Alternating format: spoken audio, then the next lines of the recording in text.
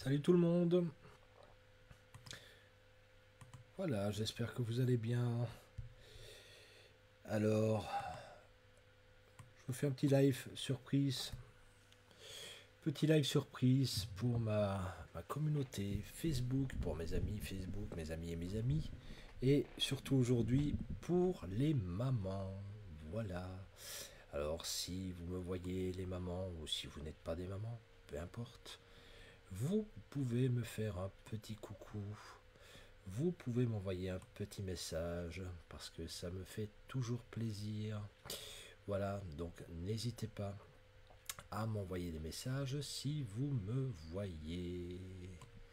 Ah, bonjour, comment va? C'est gentil. Euh, voilà, alors aujourd'hui, donc petit live pour la fête des mères. Vous voyez, c'est un petit live, hein. Je sais que d'habitude je fais des gros lives, mais aujourd'hui je vais faire un tout petit. Pourquoi? Bah parce que je pense que voilà, c'est une Gilles, s'il te plaît, tu m'envoies des messages pour déconcentrer le mec qui fait le live, ça c'est pas sympa. Donc, vous voyez, j'ai même des amis qui me balancent des trucs macabres. Euh, Voilà, donc bonne fête à toutes les mamans, bien évidemment. Je vais donc vous faire un petit live aujourd'hui sur la fête des mères. On va un peu parler des origines, on va parler de tout ça. Euh, voilà, on va parler, comment vais-je dire, on va parler aussi de l'impact psychologique des mamans un peu, hein, sur les enfants. Donc voilà. Donc si vous avez des mamans dans le coin, si vous avez envie de leur faire plaisir et qu'elles comprennent un peu mieux d'où vient cette fameuse fête des mamans, voilà, et qu'à la rigueur qu'elles puissent me poser des questions, ben, ça peut être pas mal. Donc voilà, vous n'hésitez pas. Alors, j'essaie juste de m'y retrouver moi ici avec mon OBS. Je pense que tout le monde a. Oui, exact. Tout le monde. Ah, je te remercie, Gilles. Tu vois, salut Hervé, tu vas bien? Voilà, donc merci de me dire d'ailleurs que le son est top et que tout va bien. Donc, voilà, fête de maman. Chaque année, on a une journée qui est consacrée, Hervé aussi. Et oui, et certains, bon alors vous voyez, c'est marrant, c'est la fête des mamans et j'ai des hommes qui s'expriment et qui me disent, ben vraiment, ma maman elle est au ciel ou ma maman est morte. Et donc, ben, c'est intéressant quand même que ce soit des garçons qui s'expriment là-dessus, hein, sur leur maman. Alors, il faut savoir que bien des personnes, bien des caïds, j'ai commencé d'ailleurs par ça parce que je réagis directement aux garçons. J'ai vu dernièrement un reportage qui m'a interpellé quand même. C'était, alors désolé de commencer par quelque chose de macabre, mais c'est vraiment pour retomber là-dessus. Je trouvais ça vraiment très très intéressant. Donc c'est un monsieur qu'on interviewe qui euh, donc sous Giscard, je pense, était celui qui était chargé d'appliquer la loi, donc la peine de mort. Et donc il a vu des centaines de personnes mourir. Voilà, on leur tranchait encore la tête. Et, euh, et on lui posait la question parce que je crois il a vu 400 personnes comme ça mourir.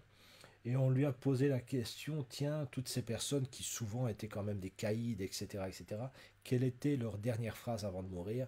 Et il expliquait que bien souvent, ces hommes appelaient leur mère. Voilà, ça c'est quand même un fait qui est intéressant. Désolé de commencer par ça, mais juste je réponds à mes amis qui me parlent de leur maman qui est morte.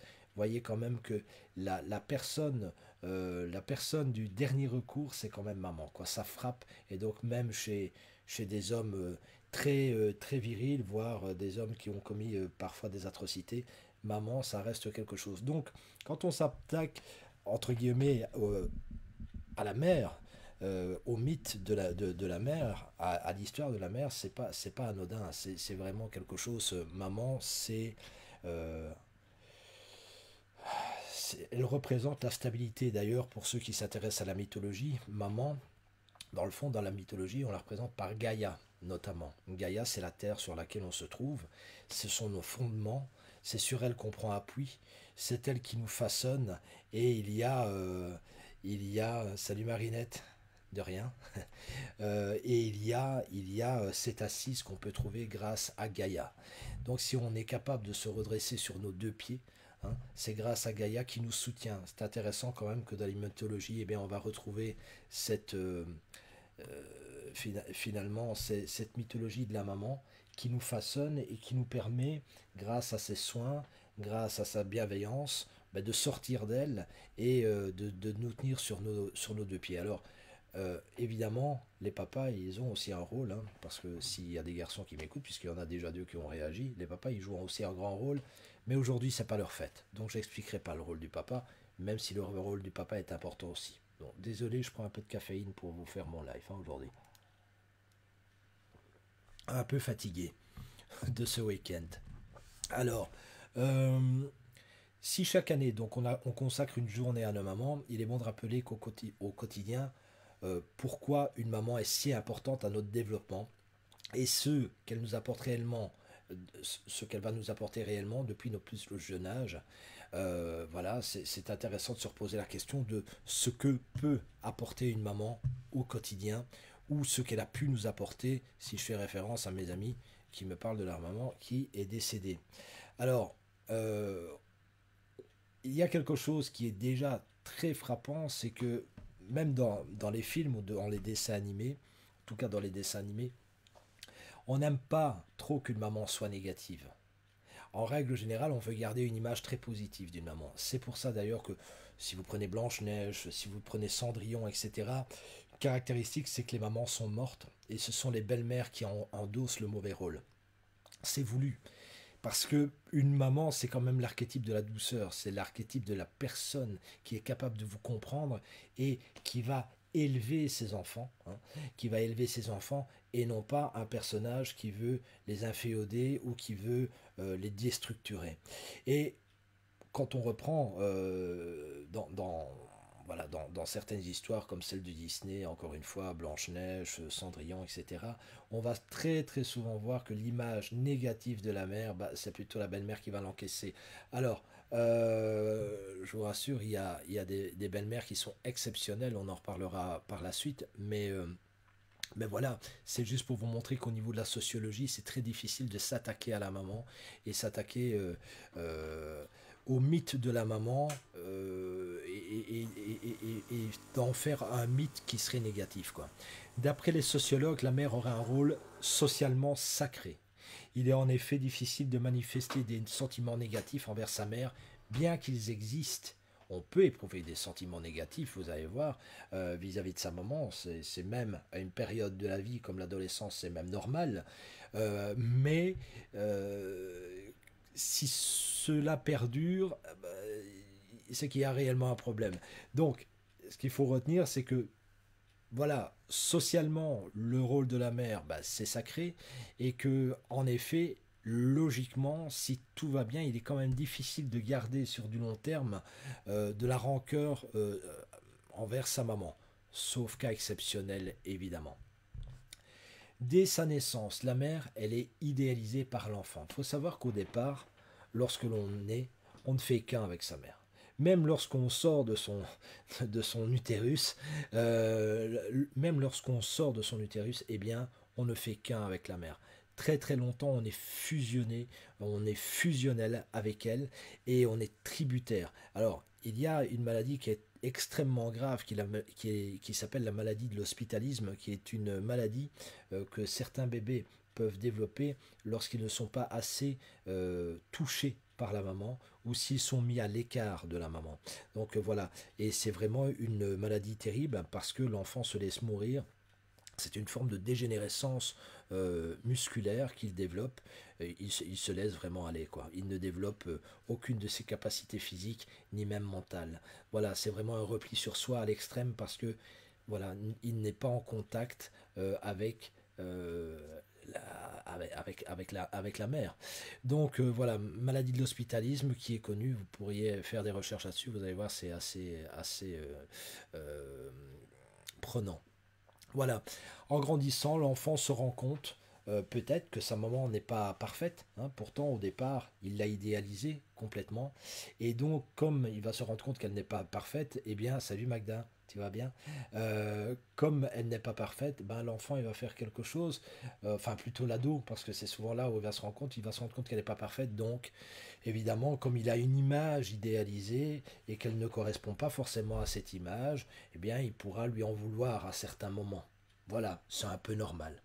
C'est ce qu'on appelle la fameuse quête identitaire, si vous voulez, hein. C'est-à-dire que faut se rendre compte que ses parents ne sont pas des dieux et que eux aussi ont leurs faiblesses. Et puis quand on a compris ça, quand on a accepté ça, ben, c'est qu'on accepte notre propre dimension humaine et nos propres faiblesses. Mais au-delà de cette figure si mystique à nos yeux, une mère est importante pour de bien enfin, pour beaucoup de raisons. Désolé, aujourd'hui j'ai un peu de mal à parler. Voilà, pour beaucoup de raisons. Alors, les raisons sont les suivantes. Une maman, elle est toujours fière de ce que fait son enfant, hein, de qui de qui est son enfant, de ce qu'il fait, et ce, peu importe les choix. Alors, je sais que certaines mamans ont parfois des difficultés à encaisser les choix de leurs enfants, c'est tout à fait normal, mais néanmoins, on voit quand même que certaines mères, même si elles ont dû encaisser certains choix avec lesquels elles n'étaient pas d'accord, restent quand même la fierté maternelle. Il faut savoir qu'on dit toujours le père aime au conditionnel, mais la mère est à un amour inconditionnel. Donc là, très certainement, le fait d'avoir porté l'enfant dans le ventre pendant 9 mois et d'avoir eu ce feeling aussi particulier fait qu'une mère, malgré tout, reste proche de son enfant, même quand celui-ci grandit, et indépendamment du fait qu'il soit une fille ou que ce soit un garçon, peu importe, une mère reste extrêmement sensible à son enfant et aux choix qu'il peut faire, et bien souvent l'aide dans ses choix.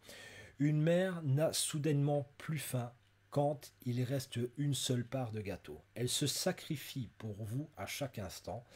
Elle vous apprend à partager avec elle la dernière part de gâteau qui vous reste. Ça, c'est très important. Salut Laurence, tu vas bien?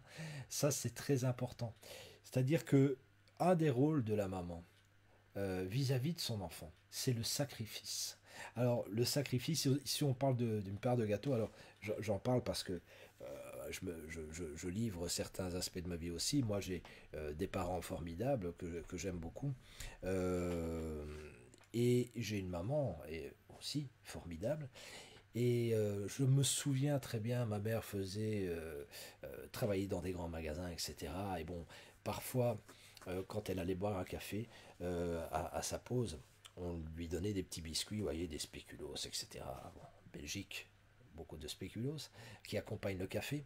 Et je me souviens qu'elle rapportait les spéculoos parce que elle avait mal au cœur. Pour elle, elle ne pouvait pas manger quelque chose alors que son enfant, son gamin, comme elle disait, son gamin ne pouvait pas y accéder. Vous voyez, bon, je pense que elle exagère un peu parce que moi j'ai jamais manqué de rien. Vous voyez, je ne suis pas né dans la pauvreté. J'ai eu ce que je voulais entre guillemets en quantité raisonnable, mais je ne suis pas mort de faim. J'ai eu accès aux spéculoos, ça peut être bonne petite chose, mais malgré tout, elle s'en voulait et donc elle revenait avec ça. Voilà. Donc, pour vous dire quand même à quel point c'est fort cette notion du sacrifice chez la maman. Alors, mon père avait moins de scrupules à ce niveau-là, je pense. Très gentil, mais peut-être pas à ce point-là. Alors, une mère vous connaît par cœur, même vos pires habitudes, et vous aime quand même. Elle ne peut ne pas aimer vos comportements, mais elle vous aime quand même. Ça aussi. Bien souvent, fatalement, maman, elle vous a accompagné, hein. Alors, pour ceux qui en doutent, il faut savoir que les mamans, elles développent un sixième sens. Elles sont capables de reconnaître, par exemple, si leur enfant pleure la nuit, elles sont vraiment capables de reconnaître s'il s'agit de pleurs liés à de la douleur, si ce sont des pleurs de terreur ou ce genre de choses. Donc elles ont un feeling incroyable.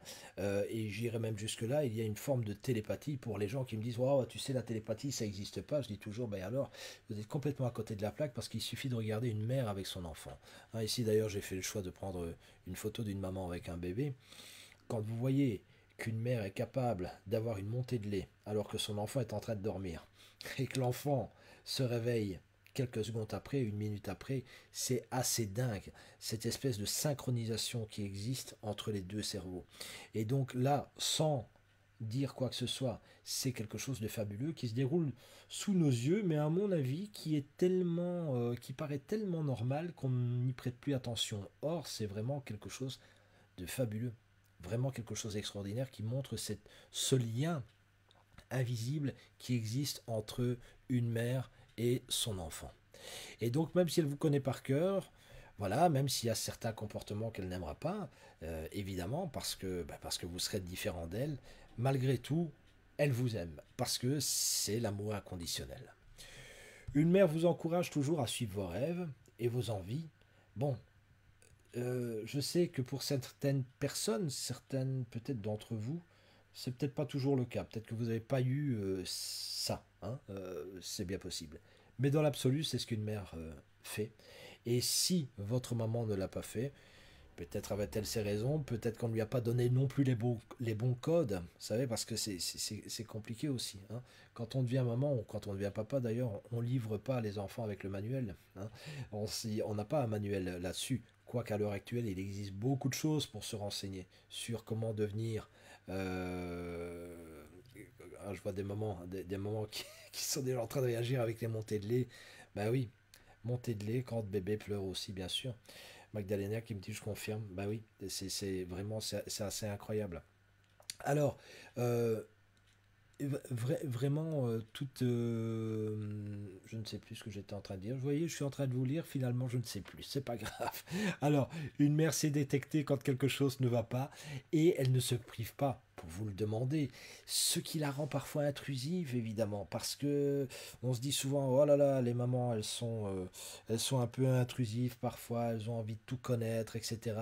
Et ça peut être ennuyeux surtout à un certain âge évidemment, mais de l'autre côté, du point de vue d'une maman, comme elle vous aime, elle essaie de comprendre ce qui ne va pas, parce que elle s'en voudrait de ne pas savoir, de ne pas pouvoir vous aider, et donc il y a une forme de curiosité qui est là, mais qui n'est pas une curiosité malsaine, qui est juste une curiosité bienveillante en règle générale pour vous aider, hein, pour aider son enfant à se développer. Entre parenthèses, il y a un proverbe juif que j'aime beaucoup, moi. Alors, qui ne touche pas que la maman, là. Ça touche le père et la mère, mais euh, la fonction des parents, c'est peut-être pas dit comme ça, mais voilà, le rôle des parents, c'est de donner à leur enfant des racines et des ailes. Ça, je trouve ça très très bon. Et, et d'ailleurs, voilà, il y a vraiment cette relation entre les racines, c'est-à-dire donner quelque chose de stable, quelque chose d'ancré, savoir d'où l'on vient, donner les prémices de l'éducation, du bien, du mal, savoir se repérer, et en même temps donner des ailes, pour pouvoir prendre son envol, pour pouvoir se trouver, pour trouver son identité. Voilà, c'est quand même quelque chose de beau. Et j'aimerais signaler au passage d'ailleurs qu'il y a aussi quelque chose que je trouve intéressant, c'est que finalement la mère, elle va montrer un peu... bonsoir Nico, ça va une mère, elle va montrer un peu, enfin elle va même montrer beaucoup, ce qu'est l'amour absolu. Alors tenez-vous parce que c'est quelque chose d'ailleurs que l'on devrait enseigner dans les couples, ça. C'est que elle a le pouvoir de garder l'enfant en elle, dans le fond. Certaines femmes le font d'ailleurs, hein. Vous savez, ça existe ça. Jusqu'à le faire mourir, ça peut exister. Mais l'être qu'elles chérissent et qui se développe dans leur ventre, eh bien, pour pouvoir lui donner vie, c'est-à-dire pour qu'il puisse se trouver, pour qu'il puisse devenir un individu, c'est-à-dire un individu, ça vient du latin individis qu'on ne peut diviser, voyez. Donc faire que son enfant devienne quelqu'un d'à part entière, eh bien elle doit le mettre au dehors d'elle-même. Ça, je trouve ça fabuleux. Parce que dans le fond, ça vous montre que l'amour, dans le fond, c'est quelque chose où on ne garde pas. On ne garde pas en soi. C'est pas un amour jaloux. C'est pas un amour qui emprisonne. C'est un amour qui vous guide, même s'il reste un cordon qui vous rattache, et puis qu'on va couper d'ailleurs, il restera un lien invisible. Mais l'amour, c'est pas emprisonner quelqu'un, c'est le laisser partir. Voilà, donc ça, je trouve ça relativement beau, et les mamans, finalement, nous enseignent ça. Alors, une mère ne peut s'empêcher de vanter la réussite de son enfant. C'est parfois ce qui peut ennuyer pas mal de personnes parce que fatalement, son enfant, eh ben, il fait tout bien, voyez. Et il a des bonnes notes à l'école. euh, c'est peut-être le plus beau, la plus jolie. Vous voyez, c'est ce que je veux dire. C'est voilà, il y a un peu ce côté chez la maman. En même temps, voilà, vous êtes un peu son œuvre aussi, sa réalisation, une partie d'elle-même. Voilà. Donc, c'est un peu normal que les mamans vous voient comme leur œuvre. Et donc, bah, elles sont très fières. Elles sont très fières elles sont très fières de leurs œuvres, elles sont très fières de leurs enfants. Et donc, elles en parlent beaucoup, évidemment.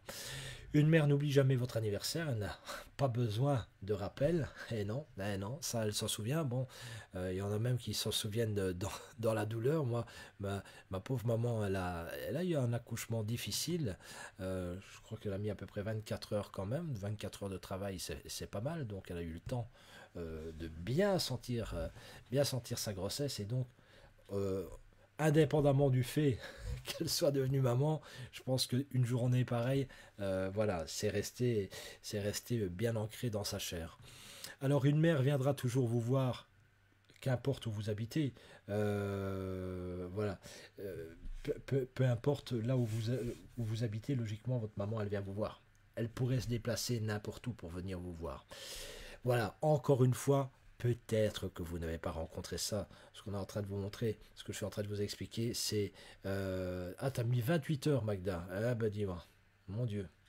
C'est une médaille, ça.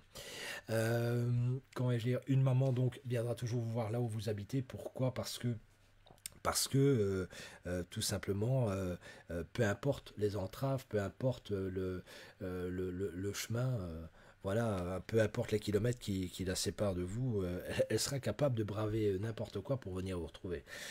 Donc, une maman écoute vos problèmes et vos histoires au quotidien. En règle générale, c'est ce qu'elle fait. Elle essaie de bien vous conseiller, vous conseiller. Une mère connaît par cœur vos goûts culinaires et sait vous préparer des plats comme personne. Alors, il y a quand même aussi une petite raison à cette histoire. Euh, et en plus, c'était pour les jumeaux, Magda. Ouais. Alors, pourquoi elle connaît vos goûts par cœur? Parce qu'il faut savoir quand même qu'il y a une partie de vos goûts qui vient d'elle. Alors, j'en profite. Je sais que j'ai peut-être des élèves là qui font des cours de naturopathie. Et dans la naturopathie, on parle de nutrition. Et souvent, je dis, vous savez, moi, quand j'étais gamin, mes parents me disaient toujours, surtout dans la vie, si tu veux pas avoir trop de problèmes, ne parle ni d'argent, ni de politique, parce que tu vas avoir que des soucis. Et plus tard, en étudiant notamment la nutrition, vous voyez, parce que je me suis intéressé à pas mal de choses, je me suis rendu compte que bah, la nutrition, il fallait pas trop en parler non plus. Alors au départ, je comprenais pas pourquoi il fallait pas parler de nutrition, parce que ça avait l'air de soulever le débat, vous voyez, parce qu'on a tous l'impression de bien manger, évidemment. Et en réalité, c'est parce que c'est quelque chose de très archaïque. L'alimentation, de manière archaïque, vous est dictée pour beaucoup par votre maman. Il y a déjà une partie des goûts que vous héritez finalement, des goûts qu'elle a pu, donc des aliments et des goûts que vous avez pu sentir dans son ventre. Donc c'est déjà dans le ventre de la mère que certains de vos goûts s'établissent. Et évidemment, par la suite, elle va utiliser, elle aura sa manière de cuisiner. Donc fatalement, on s'habitue à la cuisine de sa mère. Et puis plus tard, quand un nutritionniste, un naturopathe, un diététicien vient remettre de l'ordre dans tout ça, on se dit, oh là, mon Dieu, non, on veut pas.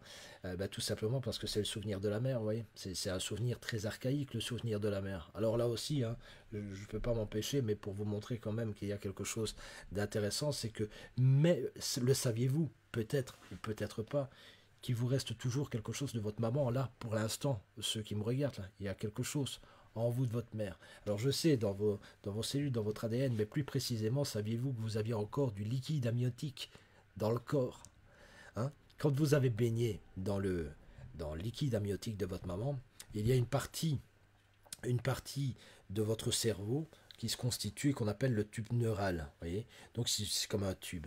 Et à l'intérieur de ce tube, en réalité, le liquide amniotique va être prisonnier. Ce fameux tube, en réalité, il va donner toute votre colonne vertébrale. Voilà. Et donc, notamment le rachis, hein.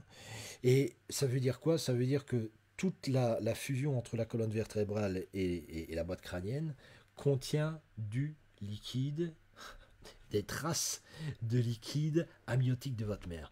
Donc c'est un peu comme si votre cerveau baignait toujours dans le liquide amniotique de votre maman. C'est ce qu'on appelle de manière poétique le souvenir de la mère, hein. C'est vous dire à quel point on a imprégné d'une maman, c'est que même là-dedans le cerveau il baigne encore là-dedans encore. Donc voilà, je trouvais ça intéressant. Je trouve d'autant plus intéressant, alors je ne sais pas si c'est une coïncidence, j'en sais rien du tout, mais voici la structure du tube neural. Il y en a trois, hein. Il y a ce qu'on appelle une structure, donc ce sont des tissus. Première, c'est ce qu'on appelle la dure mère, puis vous avez la pie-mère, et puis vous avez l'arachnide qui est une représentation ancestrale de la mère. Donc il y a trois représentations du tube neural, trois types de tissus qui portent le nom finalement de la mère, hein, la pie-mère, la dure mère et l'arachnide, et qui contient le liquide, donc le tube neural contient des traces du liquide amniotique. Voilà, moi, j'ai toujours trouvé ça formidable, mais enfin, bref, il y a peut-être que moi, hein, qui trouve ça formidable, mais je trouve ça, voilà, je trouve ça assez incroyable.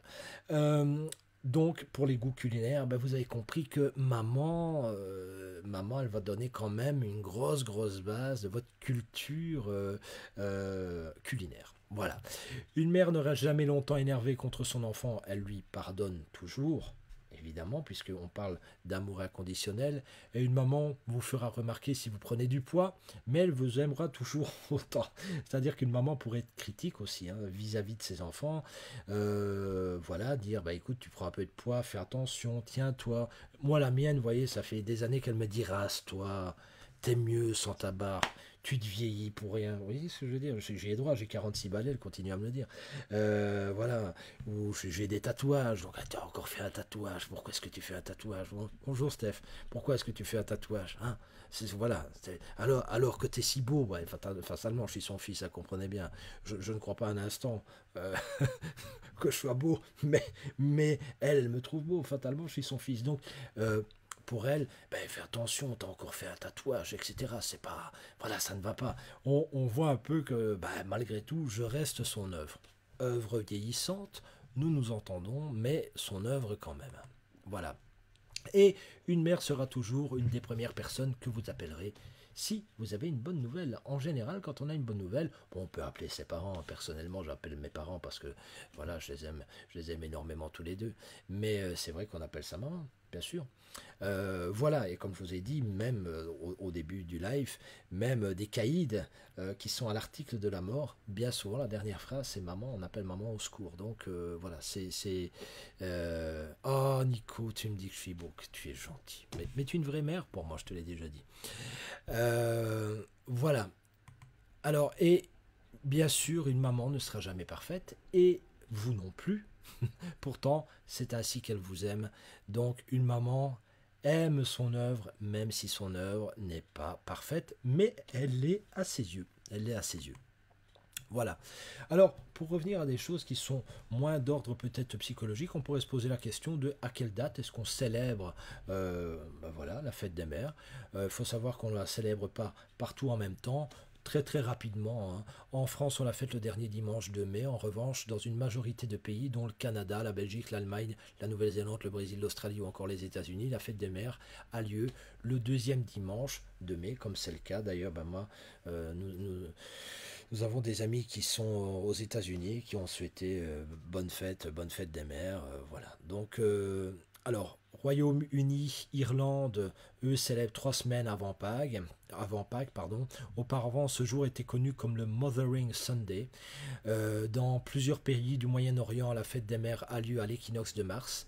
À noter, si la Belgique fête les mères le deuxième jour de mai. La ville d'Anvers, elle le célèbre le 15 août. Ne me demandez pas pourquoi, je n'en sais rien. J'aimerais bien d'ailleurs parler à quelqu'un. Et si vous d'ailleurs, si vous connaissez la réponse, n'hésitez pas à me la partager. Mais voilà, j'ai appris que c'était le 15 août. Voilà. Les origines sont multiples. Alors souvent on croit que voilà, c'est un peu une fête, un peu marketing, même si on s'est emparé un peu de ça, évidemment. Aujourd'hui, je crois que beaucoup de mamans ont reçu des cadeaux. Hein. Voilà. Je vois, ça tu vois, c'est toujours les mecs. Effectivement, elle n'est pas objective, Hervé. Mais je te remercie. Alors, mais je le sais, je le sais. Alors, des origines multiples, la fête des mères n'est pas née au cours d'une réunion marketing d'entreprise de fleuristes. Hein. 3 célébrations sont à l'origine. Donc, il y a la mythologie grecque déjà qui célébrait les mamans, notamment la mère de Zeus. Voilà, elle n'était pas la seule honorée puisque cette saison était déjà dans les rites païens, l'occasion donc de célébrer la fertilité. Tout à l'heure je vous parlais de Gaïa, la terre, hein, la terre qui nous soutient et qui nous donne en abondance ce dont on a besoin. Les chrétiens catholiques et les protestants avaient également une forme de célébration de la maternité lors du 4e dimanche de Carême. Hein. Donc bah voilà, là aussi c'est quelque chose à savoir. Vous voyez, donc ça remonte quand même à des choses, des rites très ancien. Aux États-Unis, l'activiste Julia Wards initia en 1870 la proclamation de la journée de la mère, invitant les mamans du monde entier à s'unir afin d'obtenir la paix. Mais c'est surtout Anna Jarvis qui est considérée comme la responsable de la version internationale que l'on connaît aujourd'hui, puisqu'elle fonda des clubs spécifiques aux mères, dans le même but d'une union pacifique. Donc ça part de là en réalité, hein, cette fameuse journée où on la célèbre. Alors ce qu'il faut savoir, c'est que cette dame qui a créé ça, elle-même n'a pas pu être là le jour de la mort de sa mère, et elle a fait envoyer 500 œillets blancs pour sa maman, et c'est pour ça qu'on a gardé de cette dame, de cette américaine qui a finalement accompagné sa mère avec 500 œillets blancs. On a gardé cette association entre les œillets et la fête des mères. Voilà. Quoique, là encore, vous voyez, par exemple, quand une maman est en vie, ben maintenant on met du blanc, et quand c'est du rouge, c'est une maman qui est décédée, en règle générale dans les codes couleurs. Mais en tout cas, voilà, à ce moment-là, c'était des œillets blancs qu'elle avait envoyés.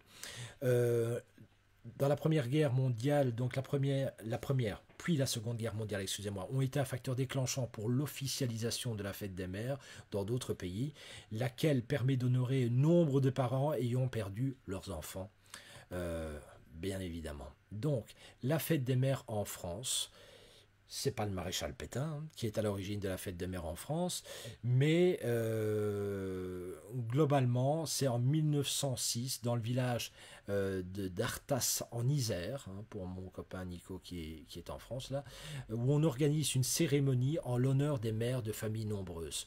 2 mères de 9 enfants se voient décerner le prix de haut mérite maternel. Le village continue aujourd'hui de revendiquer la création de la fête des mères en France. Donc ça vient de là.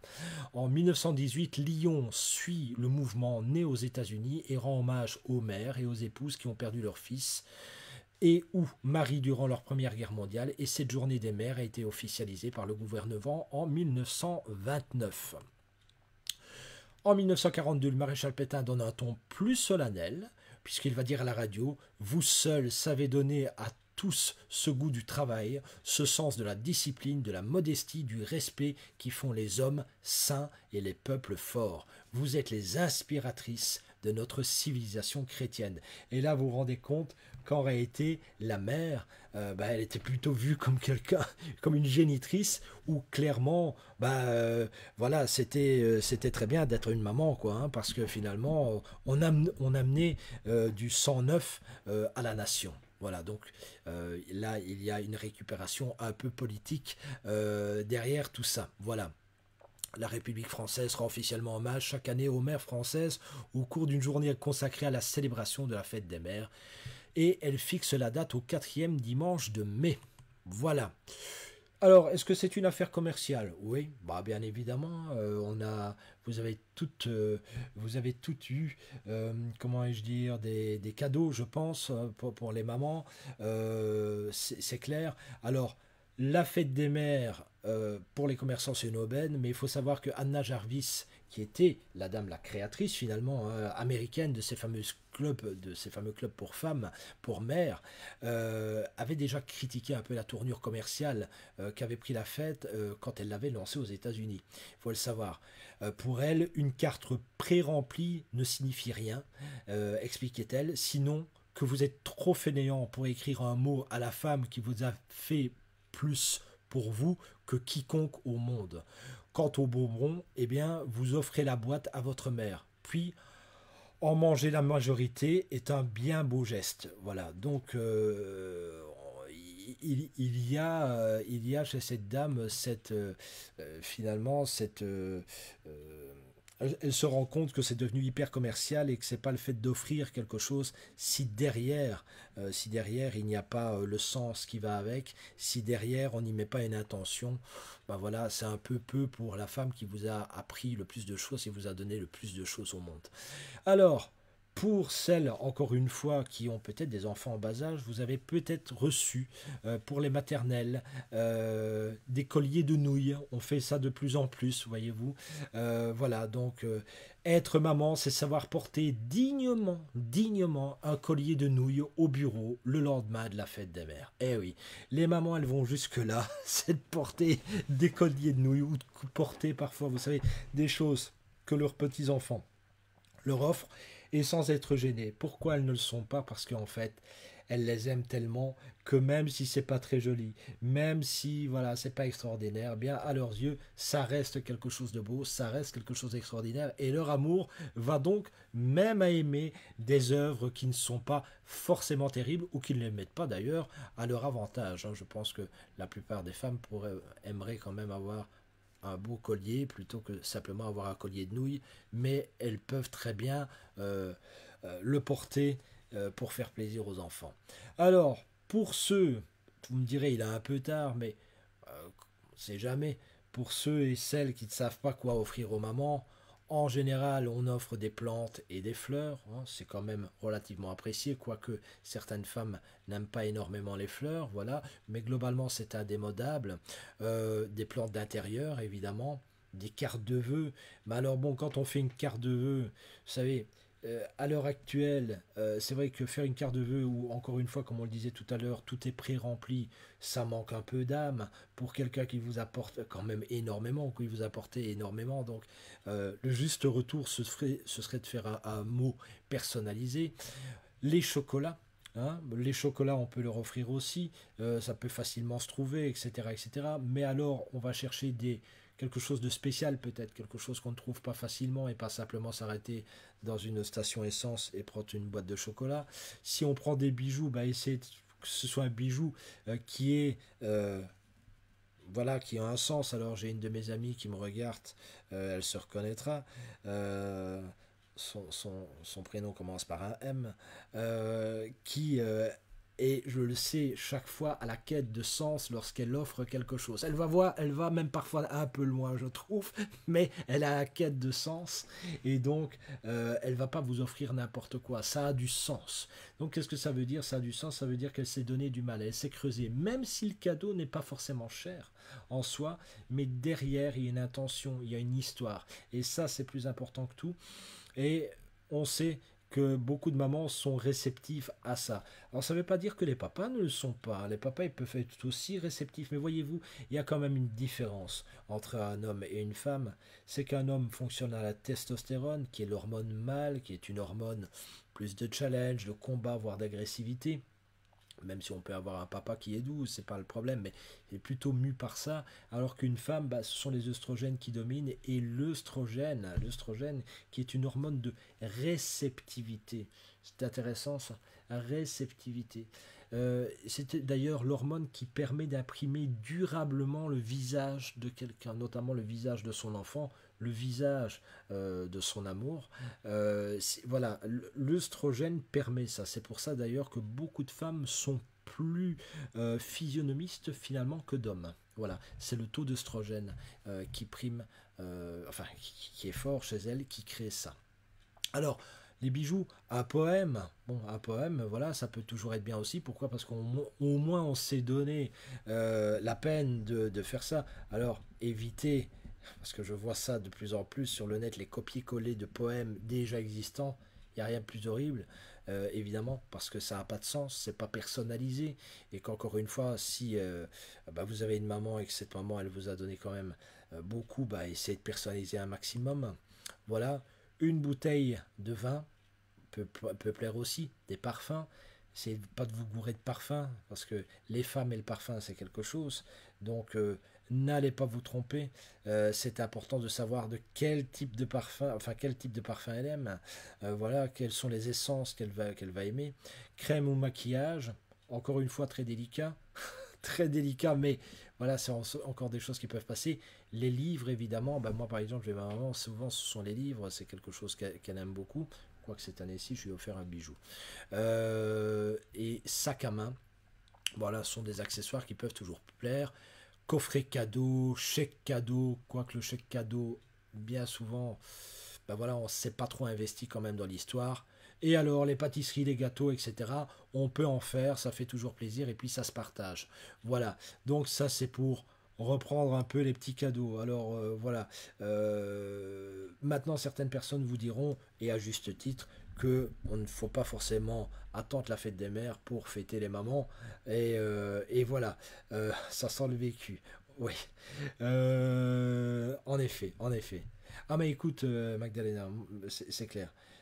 Ma maman, ce sont les livres en règle générale. Je sais que je fais mouche avec les livres. Bon, voilà, ça c'est sûr. Après, concernant tout ce qui est, par exemple, crème, etc., là, voilà. Il faut faire attention à ce qu'on prend quand même. Voilà, on ne peut pas prendre n'importe quoi. Mais dans les bouquins, c'est plus facile. Mais enfin, tu vois, je suis sorti de ma zone de confort cette année-ci. C'est un bijou, hein, et Dieu sait que c'est pas toujours évident, les bijoux, non plus. Voilà. Alors, pour ceux qui aiment bien les films, moi je donne juste, vous voyez, je vais faire vite une petite analyse au travers des films des mamans. Alors, bon, il y a le film Mamma Mia, hein, qui, je suppose que vous connaissez, film Mamma Mia, où clairement on a une dame qui a eu un enfant, une jeune fille, mais elle ne sait pas trop qui est le papa, il y a trois papas, et on va voir évidemment cette mère renouer le contact, enfin nouer le contact avec sa propre fille, essayer de la guider, essayer de lui faire comprendre ce qui a pu se passer dans sa propre vie, tout ça sous comment vais-je dire, avec en arrière-fond bah, de la musique, puisque c'est une comédie musicale, etc. Donc voilà, la mélodie du bonheur qui reste pour, je pense, un très bon moment de film, qu'on le veuille ou pas. Alors, je vais peut-être hérisser le poil de certains de mes amis qui me regardent parce qu'ils vont se dire, mais bon sang, ils passent des films d'horreur à la maladie du bonheur, mais que se passe-t-il? Mais tout simplement, voilà, la mélodie du bonheur, moi je regardais ça quand j'étais gamin. Et je le revois encore de temps en temps, voilà, parce que j'ai ma fille de 14 ans qui regarde encore ça. Ça fait longtemps, Nicolas, bah oui. Mais tu vois, regarde la mélodie du bonheur. Mais là, la maman, elle est morte, hein. Et donc, on a Julia Andrews qui va devenir finalement la belle-mère, mais cette fois-ci une gentille belle-mère, une belle-mère qui peut apporter beaucoup de choses à des enfants et qui va se rendre compte qu'elle a comment vais-je dire, un instinct maternel extrêmement fort. Et donc, vous voyez, mesdames, j'ai Nicolas qui est un homme, un vrai homme viril, avec des poils et tout, hein, qui me dit, mais moi je l'ai regardé la mélodie du bonheur au moins 10 000 fois. Voyez, donc c'est vous dire qu'il y a des garçons quand même qui, malgré tout, gardent voilà, quelque chose de très féminin et n'a pas été insensible au charme de Julia Andrews, à sa voix et à sa beauté, je suppose. Alors, Freaky Friday, qui est un film qui est pas mal, hein, c'est finalement le conflit, ça c'est quelque chose qu'on peut revoir, évidemment. La mère et son adolescente qui sont en conflit, qui se comprennent pas, et dans le fond, Freaky Friday, c'est quoi? C'est la proposition de... ben, on change de vie, c'est-à-dire qu'elles se retrouvent, si vous voulez, leur, la jeune fille se retrouve dans le corps de sa mère. Et sa mère se trouve dans le corps de la jeune fille. Et donc voilà, c'est plutôt quelque chose de pas mal parce que c'est vie ma vie, quoi. voyez, vis ma vie, et elle se rend compte que finalement, c'est pas si facile que ça de vivre la vie d'une adulte, mais c'est pas si facile que ça de vivre la vie d'une adolescente. Donc voilà, et la réconciliation naît de la compréhension de ces deux mondes et de ces deux styles de vie. Voilà, et ça c'est quelque chose où beaucoup de mamans sont confrontées à un moment donné. C'est avec le radeau, c'est pas toujours facile d'établir le lien. Mathilda, qui est un film que j'aime beaucoup, beaucoup, beaucoup, parce qu'il y a quelque chose de fantastique chez Mathilda. Très vite, le pitch, c'est une petite gamine qui est très intelligente et qui en plus a des dons de magie. Vous voyez, elle fait de la magie, etc.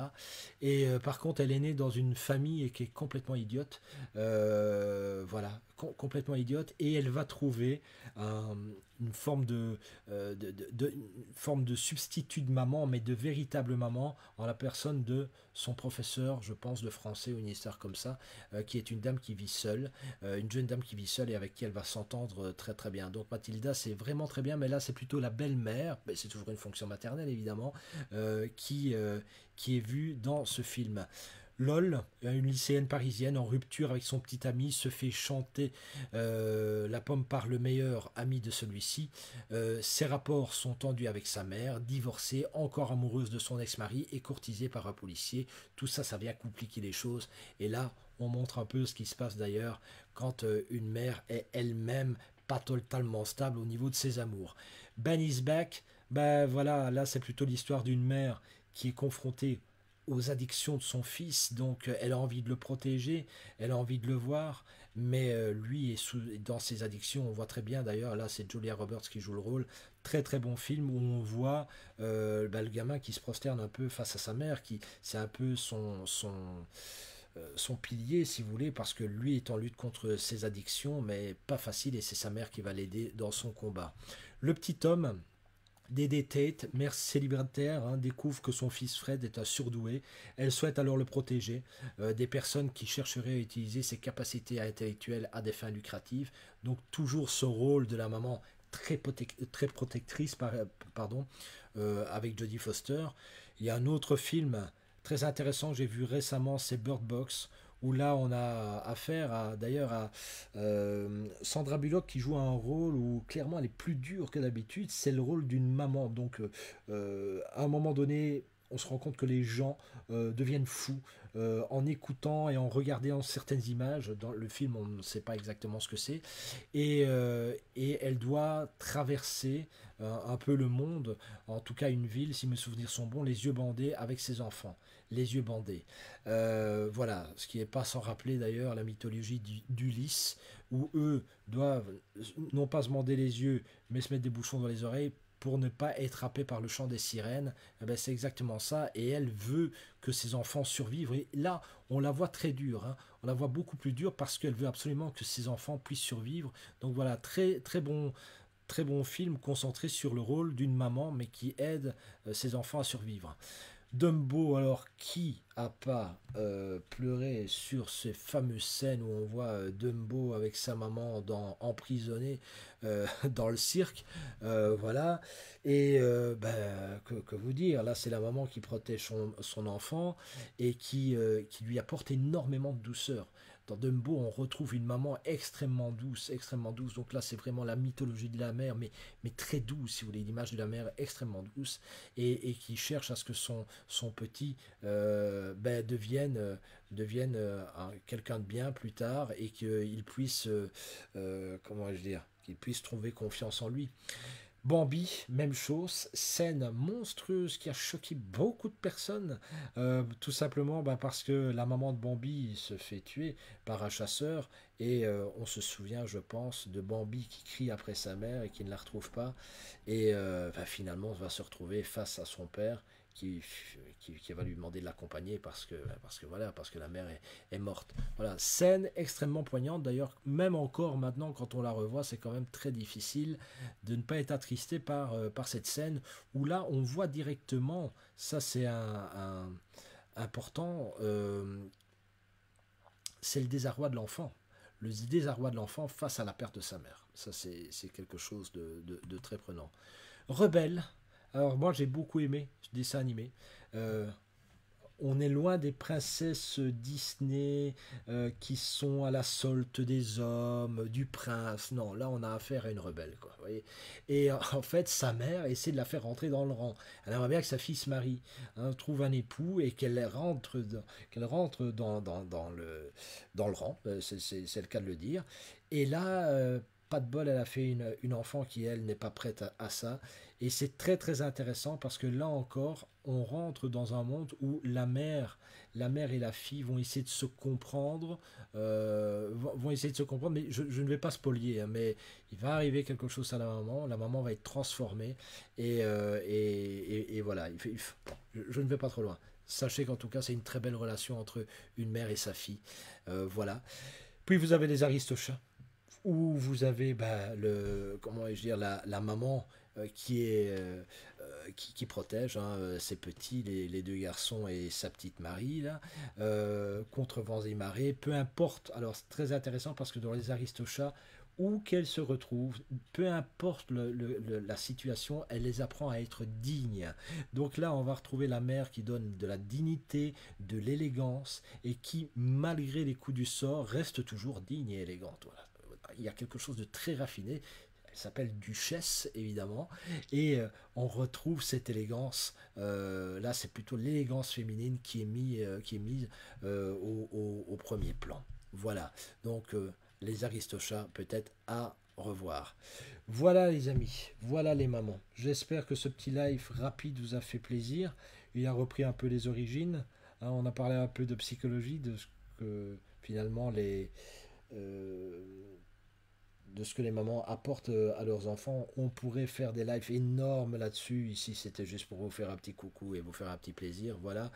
Vive les mamans, avant de vous quitter, moi j'embrasse la mienne. Je l'ai vue tout à l'heure, mais là elle est repartie bosser parce que j'ai une maman qui est une bosseuse énorme, donc je lui fais plein de bisous. Voilà, je l'aime énormément, elle le sait, sauf que voilà, elle n'est pas tombée sur le gamin le plus expressif du monde, mais malgré tout, j'essaie de lui faire comprendre d'une autre manière. Voilà. Voilà, donc je lui fais un gros bisou si elle me regarde. Voilà les amis, eh ben, ah, Hervé, mon premier cinéma, les Aristochats, ah, tu vois, ah ben, je vais te dire, moi, mon premier cinéma, je m'en souviens, parce que c'était pas avec ma maman, figure-toi, je me revois entrer dans un cinéma avec mon père, un cinéma de quartier. Nous avions été voir, c'était Mighty Mouse, Super Souris, qui n'est pas très très connu ici. Et c'est le premier dessin animé que j'ai vu, c'était avec mon papa. Et bah, il faut croire que j'ai accroché au cinéma, puisque je suis voilà, toujours fan de Cinoche. Voilà, pour toi, c'était les Aristochats. Pour moi, c'était Mighty Mouse. Voilà, bon souvenir de cinéma. Les amis, je vous embrasse. Voilà, c'était un petit live sans prétention. Vous étonnez pas, cette semaine, vous allez très certainement me voir beaucoup, mais plutôt dans le cadre de la formation que je vais promouvoir. C'est une formation en psychoanalyse. Vous avez sûrement déjà entendu parler. Donc pour celles et ceux qui me suivront cette semaine, sachez que je serai plutôt dans ce cadre. Voilà, voilà, je vous fais plein de bisous à toutes et à tous. Portez-vous bien et bah à la semaine prochaine, c'est-à-dire à demain. Ça va?